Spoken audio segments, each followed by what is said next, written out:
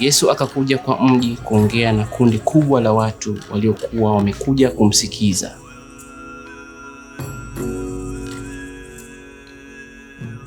Alikuwa yuko katikati ya chumba na watu wengi walikuwa wamemzunguka wasiweze kuingia kwa mlango tena.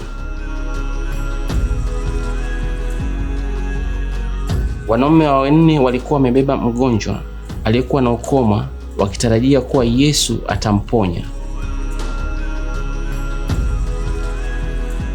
But hao wanaume hawangeweza kumleta mgonjwa karibu na Yesu kwa sababu kundi la watu lilikuwa limemzingira Yesu kila upande.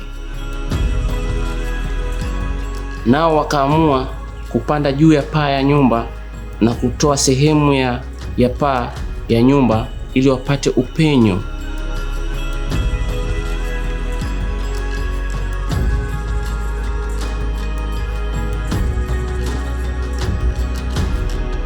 Kisha basi wakashukisha kitanda pamoja na mgonjwa kupitia kwa upenyo kwenye Yesu alipokuwa yupo.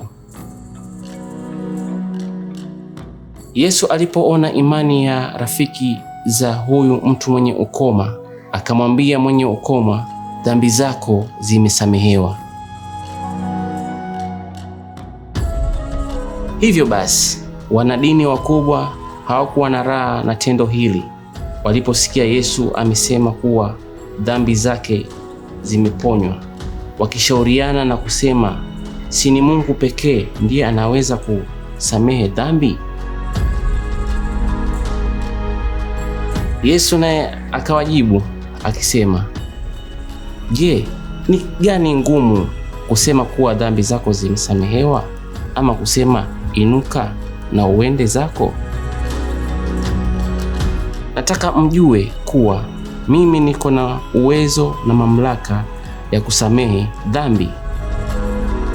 Yesu basi akamgeukia mwenye ukoma na kumwambia, inuka, beba virago vyako na uende nyumbani. Hivyo basi mwenye ukoma akaamka na akabeba virago vyake na akaondoka. Kila mtu alishangaa na kapatwa na mshangao, na wakaanza kutukuza Mungu wakisema hawajawahi ona kitendo kama hichi.